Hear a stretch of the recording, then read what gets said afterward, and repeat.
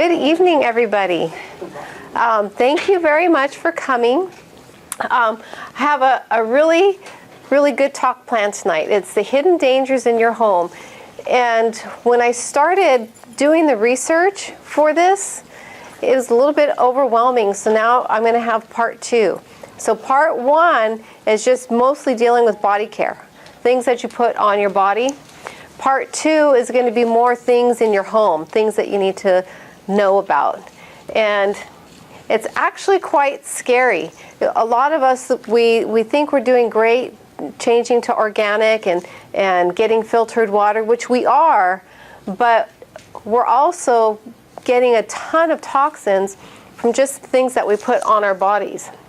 So, what is the largest organ of the body? Skin. The skin, that's right. Everybody knows that one. So, it's also one of the least understood organs of the body. We have estheticians that are fantastic, but they look at the skin just from the surface. And one of the things that we need to start looking at is the skin and nourishing it from within, because that's actually where the skin gets most of its nourishment from, is from what you put in your body and from the blood. And so you want to make sure you have clean blood, drink lots of water, get hydrated, and then whatever you put on your skin, you want to make sure that that's clean and pure. The skin is a major organ of elimination. So we've got the intestines, the colon, you have the lungs, you have the kidneys, and the skin. The skin is another organ of elimination. And we eliminate through perspiration, acne. If you get a rash, your body's trying to push things out. So it excretes waste, but it's also an organ of elimination, or an organ of absorption. But the skin also is indicative of what's going on inside your body. So if you want to maintain good, healthy skin, you need to maintain good, healthy organs. So the skin, what it does is protects us from the outside environment and keeps everything inside and protects you. It regulates our body temperature and does that mostly by perspiration. But it also provides synthesis for vitamin D. And so when you go out in the sun, you want to make sure that you don't have sunscreen on, because that blocks the vitamin D synthesis. So you want to be very, very careful about what you put on your skin. So we're going to talk about a lot of cosmetics, shampoo, hair care. But one of the things that I thought was astounding was that women absorb 2 kilograms of chemicals through the toiletries and the products that they put on their skin. 2 kilograms of chemicals every year. That's astounding. And we're always putting on lotion. We go to the beauty care section and they have the sample of the lotion, and we just put the lotion on and it smells so good, and you think you're moisturizing your skin and you're doing something good. In reality, you're really causing a lot of damage to your whole body, not just your skin. Anything that you put on your skin is absorbed directly into the bloodstream. When you eat whatever it is. If it's toxic, for example, you consume too much alcohol, whatever, it goes through your liver, and your liver processes everything, and it helps to detoxify your system. But when you put something on your skin, it goes directly into your bloodstream, and you don't even have that protection that the liver provides. So we're going to talk a little bit about shampoo. Most shampoos out there are formulated with sodium lauryl sulfate, and it's SLS for short. And what it is, it's a foaming agent. And we are conditioned to believe that soap isn't doing its job unless it's nice and lathered and foamy and you've got all these bubbles. And that's kind of what we're conditioned to believe. And the reason that soap foams up is because of the SLS. And this chemical is very, very dangerous. What it does is it cuts through the oils of your skin, cuts through the oils in your scalp, and it denatures the skin proteins. And your body produces oils naturally. Your skin excretes oils naturally, and that's a protective barrier. It's there for your protection. And when you use soap or shampoo that has SLS in it, it cuts through that and leaves your skin very, very vulnerable. It's vulnerable to irritations. It allows environmental contaminants to get in, and it denatures the protein, which means that it breaks down that protein in your skin. So it actually has the effect of aging your skin. And then once the SLS is absorbed into your skin, it mimics an estrogen. And so then it disrupts your whole hormonal balance. And so that's what I'm saying. When you use these products that contain these ingredients, it affects your whole body. It's not just your skin. So sodium lauryl sulfate, let's talk about that one. That is one of the most widely used poisons, along with sodium lauryl sulfate. And when you start looking at ingredients on shampoo bottles, soap bottles, detergent bottles, you're going to see a lot of different names that all look kind of similar. Sometimes they'll have the abbreviation SLS, SLES, but these are commonly used in almost every shampoo product out there, as far as like the main products. It's also used in detergents. It's used in toothpaste, so you need to be aware of what you put in your mouth. And again, it is something that foams up, and therefore we think we're getting cleaner and it's doing its job. And you ever hear that expression, squeaky clean?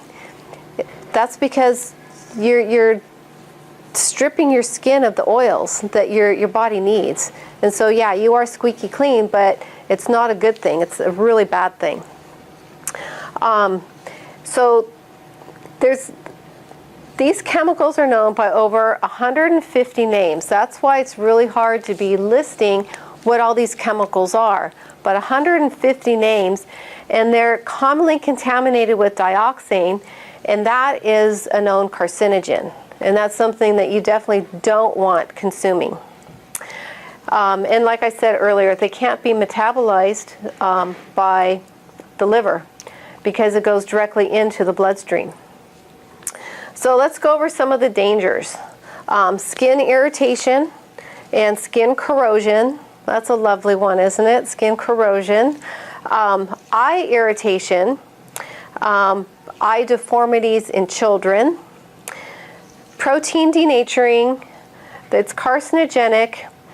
And when it enters the body, it maintains residual levels in the heart, the liver, the lungs, and the brain. So the stuff stays with you. It just doesn't leave. So that's why we'll get to the end, different things that you can do to help detoxify yourself. The next item I want to talk about is conditioner. And that's another one. People want to have their hair all nice and soft and shiny. First they strip it, and then they want to have soft, shiny hair. Uses the same chemicals as in shampoos, the SLS, which is an engine degreaser. These chemicals all have commercial uses, and the SLS is an engine degreaser. It's a really powerful substance, and it does a really great job in auto mechanic places. You know, they use it as a degreaser. They contain formaldehyde, which everybody knows that's an embalming fluid. It's also a known carcinogen. And propylene glycol, which is used in antifreeze. And the reason they use the formaldehyde is it's a preservative, and it does a great job. They want these products to have a really long shelf life. So they use the formaldehyde for a preservative, and the antifreeze, the propylene glycol, what that does is that helps whatever other ingredients are in there to penetrate deeper. So when you're putting this on your hair, your body, anywhere, it's penetrating deeper because of the propylene glycol. So that means all the other chemicals that are going along with it are being penetrated deeper into the skin. Okay, formaldehyde. Formaldehyde, the FDA issued a statement in 2006 which stated that when formaldehyde makes up 0.2% of a cosmetic product applied to the skin, it's safe for the majority of the people. This is something that they know is a known carcinogen. They know that, and they're saying that there's a safe level. But the thing is, we use these products every single day, and you use it in your soap when you wash your hands multiple times a day, when you shampoo your hair, when you condition your hair, when you wash your dishes, when you do these numerous things all day long, you're having this cumulative effect. And they're saying that this 0.2%, well, it's safe for a majority of the people. The formaldehyde is also used in nail polish and the nail hardeners. And so it's an actual ingredient to harden the nails. That's the reason that they put it in there. It's also listed in California's Prop 65, which I'm going to talk about a little bit later. But Californians got sick and tired of having so many chemicals in our products that we came up with Prop 65. And there's over 800 items listed on there. And California has determined that formaldehyde exposure from the nail salons and elsewhere is so low that no warnings are required under Prop 65. So they've just decided, even though they know it's a carcinogen and it's in all of these products and everyone's being exposed to it, well, the levels are that low, so it's exempt from having a warning. If you notice, sometimes when you go to a store and you'll see on crystal, it'll say that there's lead in the crystal. It has a little sticker on it. Or you go sometimes to a restaurant with a bar and they'll have a sign there that says alcohol can cause birth defects. That's because of Prop 65. Well, nail salons, because they use the formaldehyde, should be having that notice there, but it's been determined that it's safe there, so we don't have to have it. However, the EPA, which is another governmental agency, is saying that it's a probable human carcinogen. So we have two different agencies that are kind of saying polar opposites. One saying it's safe and we don't need to have a warning, and the other saying, this is a carcinogen. So you're going to find that a lot with the different governmental agencies, that you've got the EPA saying one thing and the FDA saying something else, and then the USDA saying something else. And it's like, who are you supposed to believe? Not the government. Okay, baby shampoo. I even have a little bottle of baby shampoo. No more tears, gentle to eyes, as pure as water. I mean, how many of us have put this on our children? And how many of us have purchased this because we think it's safe and it's gentle as water? It's not. This product, even though it says that it's gentle, it contains dioxane, which is a carcinogen, and it contains formaldehyde. And the reason it's gentle is because they put chemicals in it so that the baby's eyes don't sting. But it's just another chemical that they've added on to kind of soften the harsh effects of the original chemicals. So it doesn't mean that it's gentle in the way we would think it's gentle, that, oh, it's safe and it's good for you. They're saying it's gentle because it doesn't sting the baby's eyes, without telling you about the other chemicals they put into it. So there's environmental groups out there that are really doing some good work, and I'm going to give you a website later on exposing this kind of fallacy out there. And so they've been harping on Johnson & Johnson.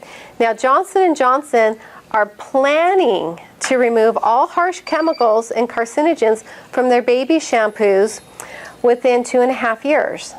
Well, that sounds great. However, in Europe, they already have a formula that doesn't have these harsh chemicals in it.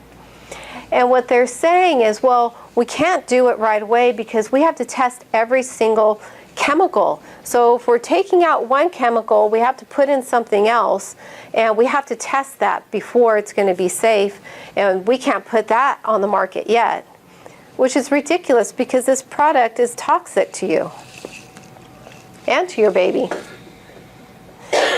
Okay, toothpaste. Again, what do they use? The SLS, the engine degreaser. They use other harsh chemicals, and then they added fluoride to it.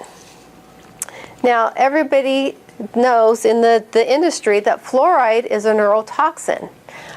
If you look on your tube of toothpaste, your Crest or Colgate, there's a warning, don't swallow. If you swallow, call poison control. I mean, this is ridiculous. This is something that you're putting in your mouth or in your baby's mouth, and you know, you're consuming part of it, and you have to have a warning for poison control.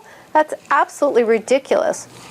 So the SLS, what it does, it attacks the mucous membrane and it alters the structure. Remember, I talked about it denatures the protein. Well, that makes everything else in there more easily penetrating into the skin. And it can lead to the gastrointestinal distress in the form of vomiting and diarrhea. So sodium fluoride, that's one of the main ingredients in rat poison and cockroach poison. And this is the stuff that we're putting into our mouths and that we're giving our children so they could have healthy teeth. It's this propaganda that is, they're selling us a bill of goods here, and they're poisoning us. So we can use the toothpaste to kill the bugs outside of it. Exactly, use the toothpaste to kill the bugs. I'm going to throw it away. That's a really good use for it. Kill the bugs outside with it. I never thought about that one. They've used fluoride to alter behavior and mood, and it causes nausea and vomiting and gastric pain and diarrhea. And they've done experiments giving fluoride to people in prison to calm them down and dumb them down. And there's a fantastic book out there called The Fluoride Deception, and it talks about the whole history of fluoride and how it came to be that it's in our products. Now, large doses of fluoride, they can cause paralysis, they can cause muscular weakness, convulsions, and respiratory and cardiac failure. And interestingly, it's never been approved by the FDA. And here we think it is. We kind of accept fluoride in our water and our toothpaste and mouthwashes just as, you know, the way it is. It's never been approved by the FDA. And it's been linked to dental deformity, arthritis, allergic reactions, stuff like that. Okay, so toothpaste. Toothpaste has so many things in it. It's got the blue dye number 1 and 2. And this is another one that can trigger behavioral problems, health problems, allergies, asthma, nervousness, lack of concentration, cancer. I mean, the list just keeps going on and on and on. And the blue dye, it's synthesized from petroleum, which, who wants to be consuming petroleum? Another ingredient that they put in toothpaste is triclosan, and that is registered as a dangerous pesticide by the EPA. And it's used for its antibacterial properties, and it's found in detergents as well. And what it does, it temporarily deactivates the sensory nerve endings, and it can lead to a whole host of problems. Another danger is the hydrated silica, which is something that's used for tooth whitening. And what it does is it scrubs off the enamel. So it scrubs off any staining or anything that you might have. But as it scrubs off the enamel, it causes damage to the enamel. And you're causing just way too much damage. The teeth, again, need to be nourished from the inside. The teeth are living tissues. Even though they're hard and we don't think of them as living tissue, they are living tissue. That's why you have your the root in there, and that's why you get like a toothache, because it's alive in there. So we need to nourish it from the inside. Now another thing is glycerin, and glycerin is in almost all toothpaste, and it's in even most natural toothpaste. And what it does is it's a coating on your teeth, and it kind of gives your teeth that slick feeling that you feel like, oh, my teeth are nice and clean. But what happens is that coating prevents mineralization, so it prevents the building up of your tooth enamel. And in the long run, it makes you susceptible to cavities. So when I choose a toothpaste, I look for one that, of course, doesn't have fluoride and all those chemicals, but I also look for one that doesn't have glycerin. And it's really, really difficult to find. The other thing I noticed with the toothpaste, without the glycerin, is in the beginning, the first week or so of using it, my teeth didn't feel as clean, and that's because that coating of the glycerin is coming off, and you want that coating of the glycerin to come off. But I was at Mother's Market last week, and I was so excited.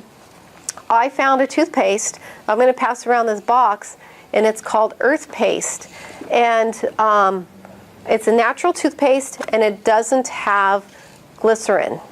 And so I'm going to pass this around, see if you guys are interested in looking at it. It's very few ingredients. You can pronounce all the names, and it even says on the box you can eat it. So you don't have to spit it out. You could swallow it. But that to me is a really, really big deal. I want to be able, if I'm going to be brushing my teeth with something, I want to be able to eat it.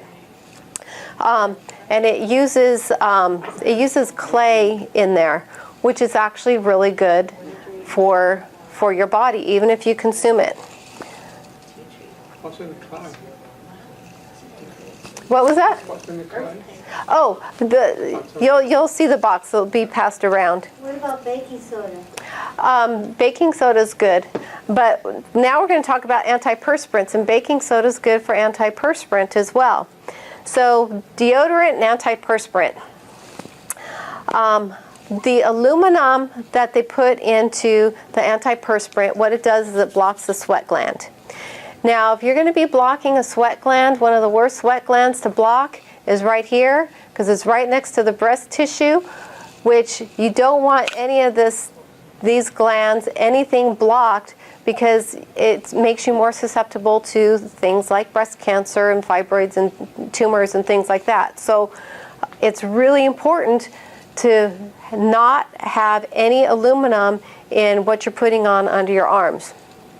Aluminum also is a neurotoxin, and especially if you're a woman and you shave your armpit, you're going to have little micro tears, and then you're putting on your antiperspirant, and it's going to go, the aluminum goes straight, into your bloodstream, and it's a neurotoxin. It's going to affect your brain.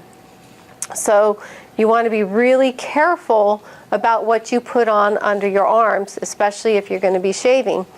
So alternatives, safe alternatives, essential oils. There's different brands out there that you can buy that have essential oils in them.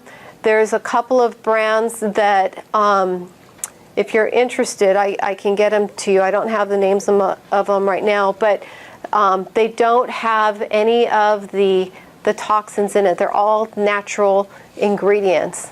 And you want to make sure that it's ingredients that you can pronounce. That's like one of the big things here. Okay, sunscreens. Sunscreens are horrible, horrible, horrible. The sunscreens that have been out on the market for the last 30 years have been really, really poor quality. There's UVA and UVB, and what happened is they put poor quality sunscreens out on the market, number one. That's bad in itself. But it gave people a false sense of safety where they would put the sunscreen on, they'd put out SPF, 30 or something really strong. They'd stay out in the sun way too long, and it wouldn't block the rays that would cause the free radical damage. Might prevent the burning, and so you feel, okay, good, I was protected, I didn't get burned, but it was still doing damage to the skin. And in addition to that, they put a lot of toxic chemicals in the sunscreens, and there's just too many to list. But the other thing is, when you put sunscreen on and you go out into the ocean, the sunscreen washes off into the ocean, and it's toxic for the sea life. And they believe that, like the coral reefs, a lot of them are dying off. And one of the factors in that is that, you have these divers and you have different people going there with sunscreen, and it's being washed off, and it's clogging up, all the pores where the coral life can't breathe anymore. So that's one of the contributing factors to that. That's not the only thing, but that is one of the contributing factors. So again, we need to protect our skin from the inside out. And I've said this before, but what I use coconut oil. I just got back from Hawaii. I'm not very tanned, but I'm not burned. And what I do is I take astaxanthin, which is an antioxidant, and I take MSM, which acts to absorb the radiation from the sun, and then I put coconut oil on. And I've done this, it's been my experiment to do this and see, what happens to my skin. And being so fair and not getting burned when I'm, out in the sun all day in Hawaii, it's amazing to me. So the other thing is, when you're treating your skin from the inside out, you really want to make sure that you don't consume bad fats, which means rancid, cooked fats, because that affects your skin. And that also makes it very easy for you to burn. You have rancid fat that's all through your system, and it makes it easy for you to burn. So make sure that you consume the good raw fat, but use coconut oil or something like that on your skin, and then consume a lot of the antioxidants, and then just be wise. You don't want to sit out there and fry all day long. But at the same time, you don't have to be so scared that you have to be covered up in long sleeves and everything. And you do want the benefit of the vitamin D. So what happens is, when you're out in the sun, the sunlight hits your skin, and through the cholesterol in your body, and the skin synthesizes the sunlight into vitamin D. And so that's a really good source of vitamin D if you don't want to go and buy vitamin D. But it's really important to make sure that you get your daily vitamin D, but you can't do that if you have sunscreen on. Okay, perfume and cologne. Now, this one is like really, really offensive to me. The law specifically exempts manufacturers from the requirement of disclosing what's in their fragrance. So you will see a little line on the ingredient list that says fragrance, and it could be hundreds of chemicals in there, and you don't know what they are, but hundreds of chemicals that make up that fragrance. And these chemicals, they range from being carcinogenic to hormone disrupting. Any synthetic type of fragrance is going to have a whole host of chemicals in it, and none of them are going to be beneficial for you. All of them are going to be bad. So you want to really be careful what shampoos you buy, what soaps you buy, conditioner, whatever it is, because what do we do as women? We open up the bottle, we smell it, oh, this smells good, let me go home, let me use this, let me buy it. And it's toxic to you. And what I think is the most disturbing about this is companies like Estee Lauder that have that really pink ribbon, that say support us and buy our product for breast cancer because we support cancer research. Their products are promoting breast cancer, and their products are promoting all sorts of cancer. I mean, how hypocritical is that? And most people don't realize what's going on, and they're spending their money on this, and they're actually causing the cancer. So that one's really offensive to me. Okay, makeup. I hate to tell you, ladies, makeup, you got to be really careful with this one. There's over 10,500 ingredients found in skincare and makeup and hair care and body care. 89% of these products haven't been tested. That's huge. And then they haven't tested the combination of the two. Because do you remember back in elementary school when you had that experiment where you had the vinegar and the baking soda and it foamed up and it was like really cool, you could make volcanoes and stuff? Well, that's because of chemical reaction between two seemingly inert products. Well, here we've got chemicals that God knows what's in them.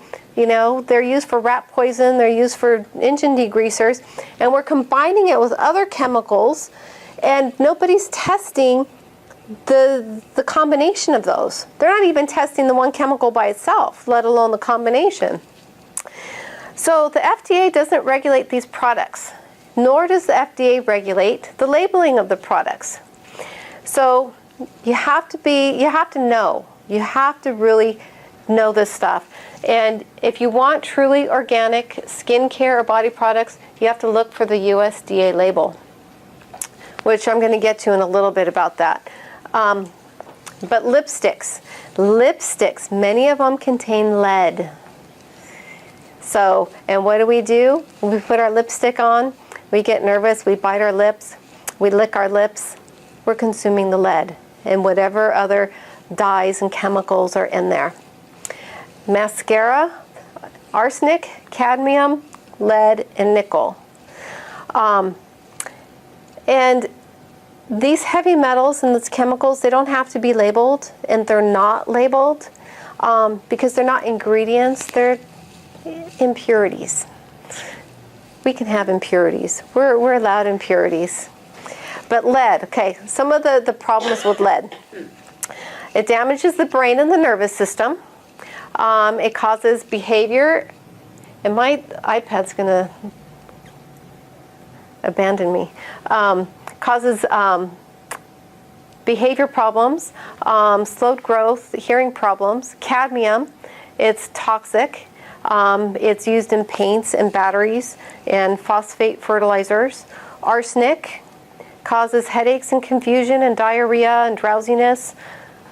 Nickel You have a higher chance of developing lung, nose, larynx, prostate cancer, respiratory failure, a whole host of problems. Moisturizers, they contain the propylene glycol, which I explained to you earlier, helps the chemicals penetrate deeper into the skin, so it makes your skin much more supple. Also makes more chemicals absorbed into your bloodstream. Nail polish and nail polish removal, these are formulated with formaldehyde and other dangerous chemicals. And so an alternative is you can go to Mother's Market or Whole Foods and buy products that have formaldehyde free, or you can just buff your nails and you don't need to have them painted. Okay, organic skincare. Organic skincare, this is something that is not regulated by the FDA. The FDA regulates only food and drugs.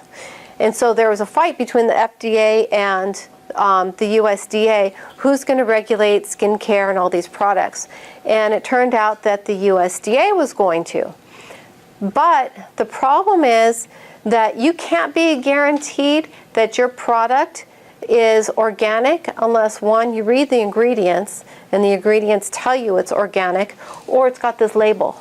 You've got to look for that label because it's not regulated. You can go to Whole Foods or Mother's and it can say, herbal or natural or organic, and it doesn't have to have those organic ingredients in it. It's not necessarily something that's good for you. So you want to look for that USDA label, because if it's not there, there's problems. Okay, tattoos. Tattoos are,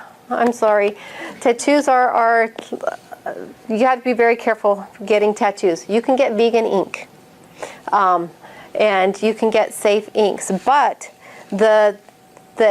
when you get a tattoo, you're supposed to sign a disclosure saying from Prop 65 that you know that there's problems with it, that it can contain some of the items that are listed on the Prop 65 list. So the inks can contain mercury, cadmium, other heavy metals, formaldehyde, and plastic-based inks.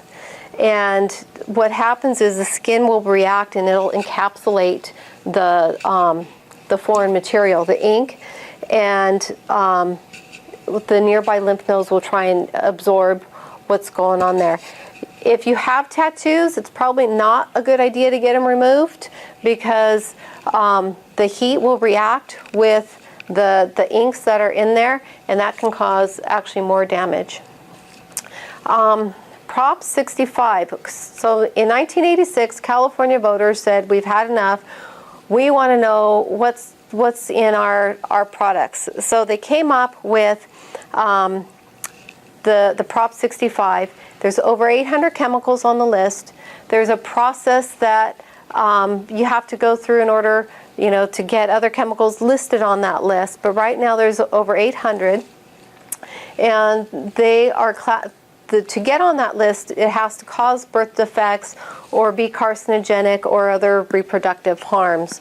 And the kind of like escape clause is if it's below a certain level, then it doesn't have to be, people don't have to disclose it. For example, on a shampoo bottle, if these items are listed, this bottle wouldn't have to have a Prop 65 label because the level is too low. However, the cosmetic industry, they were able to get an exemption if the product complied with the state and federal administrative standards. Okay, another few little random things for your body. This isn't really around your home, but cash register receipts, a lot of them have BPA on it, which is the plastic, which is hormone disrupting, endocrine disruptor. So if people ask me if I want a receipt, I just don't even take a receipt anymore. Hand sanitizers, What those do is they strip the mantle of the skin, and they contain the triclosan, which I talked about a little bit earlier, which can even affect your cardiac muscle, can affect your heart. So stay away from the hand sanitizers. And medications can contain thimerosal. And when I read this, I was really upset, and I thought, how can that be? Thimerosal, that's like mercury, that's heavy metal. And so what I did, I had some old eardrops, and I looked at the ingredients, and there was thimerosal in there. And I mean, think about it. You're putting an eardrop in your ear to clear up a ear infection, and that's going in your head, and that tissue is very tender, and it's going to absorb all of that, and it's going to go right to your brain. It's mercury. So check your prescriptions, things like that, because they'll put that on there. Thimerosal is a great preservative, and that's why they use it. They just don't tell you it's a toxic heavy metal at the same time. Okay, a couple other dangers is water. Use a filter or become a filter. So you want to make sure that you use a shower filter. It's really important. When you have hot water, the hot water kind of vaporizes the chlorine in there, and you're inhaling a lot of chlorine, which adversely affects your respiratory system. And it irritates the skin, it dries out your skin. It's associated with malignant melanoma. It accelerates aging, and nobody wants to age faster than they already are. So make sure you use a water filter. Next week we're talking about water. Oh, next week we're talking about water. That'll be a... Water's got chlorine in it, right? Water has chlorine in it and fluoride in it. But if it's got chlorine in it, it's hot water, there's steam coming out, so you're breathing that in as well. That's right. That's right. So that's why it's really important to use a water filter, so it takes the chlorine out.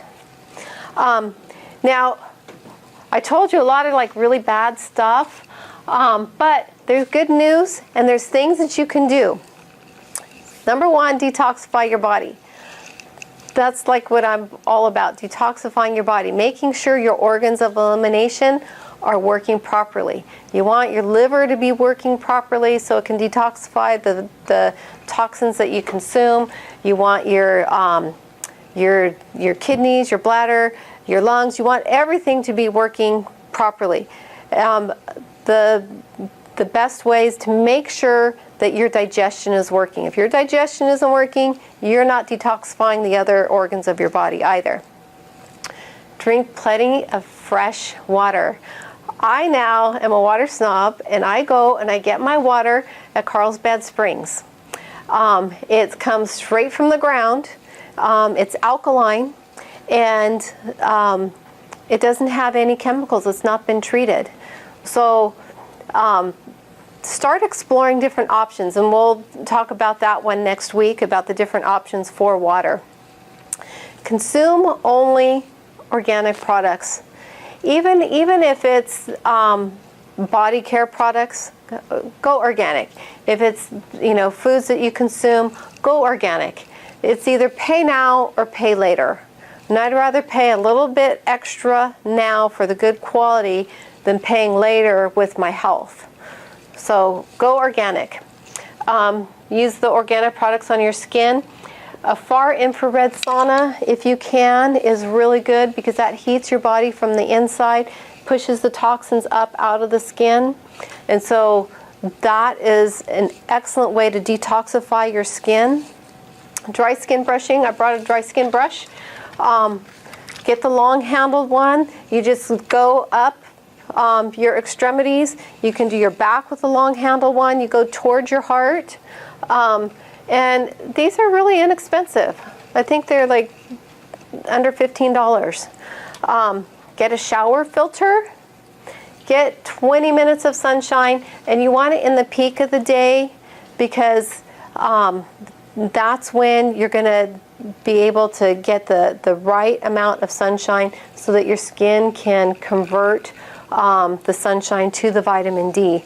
But do it without sunscreen or you're defeating the whole purpose of going out there in the sun.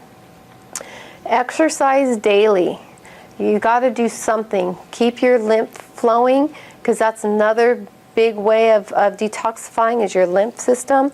And your lymph system is activated by your diaphragm through the heavy breathing or deep breathing. So you can do deep breathing exercises, you can walk. So the lymph system is also activated by the walking. And you can kill like 3 or 4 birds with one stone. Get grounded. Walk barefoot on sand, grass, whatever. So you get your exercise, you get your grounding, you get your sunshine, you get them all at the same time. And then again, make sure all your organs of elimination are supported and you're getting the proper nutrients. And then support the local manufacturers of quality products. You can go to the different farmers markets and you can talk to them. They have body care products there. And they make body care products out of like raw goat's milk or honey, just an assortment of different things that are actually good for your skin. And then vote with your dollars. If we all start buying the organic, that sends a message to the manufacturer, and they've done studies that if it's just like 5%, which, you know, sometimes you get defeated thinking, well, how is it going to matter what I spend my money on? But if it's only 5% that makes that difference, then your dollars do matter, and your dollars do count. So be wise with how you spend your money. And then support organizations like this one. It's www.ewg.org. And this is a fantastic, fantastic resource. You can go onto this website and you can look and say, okay, what do I want to buy as far as beauty care? What do I want as far as household items? And it will rank items. And it'll tell you if this is a safe item, if this is an unsafe item. So this is a fantastic, fantastic website. And then get a nutritional and enzyme analysis, because you want to support your body. Your body has to all be working together. It's a finely tuned machine where each part of it works together. And you got to make sure that everything is receiving the nutrients that it needs. Each body part, you know, requires different nutrients. So you want to make sure that the foods that you're consuming are actually doing your body good, and you're not just eliminating them. So it's really important to get the proper enzymes and the proper dietary nutrition. And then last of all, if you can't eat it, don't put it on your body. I mean, that's like a big cardinal rule. If you can't eat it, if you look at something and it's not something that you would be able to eat, don't put it on your body. There's fantastic moisturizers that they combine the shea butter and the cocoa butter and the coconut oil, and they'll put essential oils in it so it smells nice and fresh and pretty. And so you can get all the things that you would want from a conventional type product in a good product that's good for you, and you can feel good using it. So thank you very much.